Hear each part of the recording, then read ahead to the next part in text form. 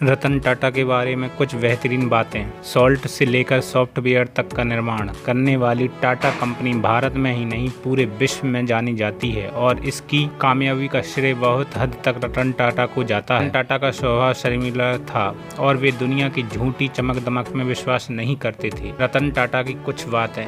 मैं सही फैसले लेने में विश्वास नहीं करता, बल्कि फैसले लेकर उन्हें सही साबित कर देता हूं। रतन टाटा 20 सालों से अधिक टाटा के चेयरमैन रहे रतन टाटा भारतीय उद्योग जगत में एक लिविंग लीजेंड की तरह देखे जाते हैं। रतन टाटा उच्च आदर्शों वाले व्यक्ति हैं। वे मानते हैं कि व्यापार का अर्थ सिर्फ मुनाफा कमाना नहीं, बल्कि समाज के प्रति अपनी जिम्मेदारी को भी निभाना है और व्यापार में सामाजिक मूल्यों का भी समावेश होना चाहिए।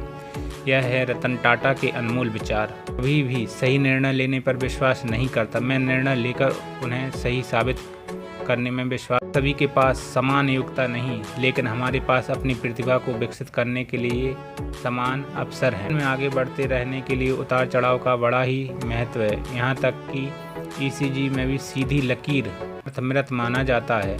उन सारे पत्थरों को अपने पास रख लें जिससे लोग आप पर फेंकते हैं और उन पत्थरों का प्रयोग एक मजबूत स्मारक बनाने में करें तो कोई नुकसान नहीं पहुंचा सकता, लेकिन यह कार्य उसका अपना ही जंग कर सकता है। वैसे ही किसी को कोई नष्ट नहीं कर सकता सिवाय उसकी अपनी मानसिकता के। आगे कहते हैं कि अगर आप तेज चलना चाहते हैं तो अकेले चलिए, लेकिन अगर दूर तक जाना चाहते हैं तो साथ साथ चलिए। आगे और रतन टाटा लिखते हैं, मैं उन लोगों की प्रशंसा करता हूं जो बहुत सफल हैं, लेकिन अगर वह सफलता बहुत ज़्यादा निर्ममता से हासिल हो तो मैं उस व्यक्ति की प्रशंसा तो करूंगा, लेकिन इज्जत नहीं। जिन जीवन मूल्यों और नीतियों को मैं जीवन में जीता रहा, इसके अतिरिक्त मैं जो संपदा अपने पीछे छोड़ना चाहता हूँ वह यह है कि आप हमेशा जिस चीज़ को सही माने उसके साथ डटकर खड़े रहें और जहां तक संभव हो निष्पक्ष। आगे रतन टाटा लिखते हैं कि काम वही करें जिसमें आपको मजा आए। हो सकता है कि मेरे निर्णय से कई लोग दुखी हों, लेकिन मैं उस व्यक्ति के रूप में पहचाना जाना चाहता हूं जिसने कभी किसी भी परिस्थिति में सही काम को सही ढंग से करने के लिए समझौता नहीं किया। मैं भारत के भविष्य और इसकी क्षमता को लेकर काफ़ी आशान्वित हूँ। यह बहुत महान देश है, इसमें बहुत व्यक्ति में कुछ न कुछ विशेष गुण हैं और प्रतिभा होती है, इसलिए प्रत्येक व्यक्ति को अपने अंदर मौजूद गुणों और प्रतिभा को पहचानना चाहिए। हमें सफल व्यक्तियों से प्रेरणा लेनी चाहिए कि अगर वे सफल हो सकते हैं तो हम क्यों नहीं, परंतु प्रेरणा लेते समय आंखें खुली रखनी चाहिए। किसी भी कार्य को पूर्ण करने की समय सीमा होनी चाहिए और वे ही कार्य करना चाहिए जिसे करने में आपको आनंद आए। मुझे आशा है कि आज से 100 साल बाद टाटा उपक्रम बहुत बड़ा होगा और भारत में सबसे श्रेष्ठ उपक्रम होगा। अपने काम करने के तरीकों के लिए श्रेष्ठ होगा, बेहतरीन वस्तुओं के उत्पादन के लिए श्रेष्ठ होगा और अपनी नीति और व्यवहार कुशलता के लिए श्रेष्ठ होगा। अगर कोई भी कार्य जनसाधारण के मापदंडों पर खरा उतरता है तो उसे जरूर करें, लेकिन अगर नहीं उतरता है तो बिल्कुल ना करें।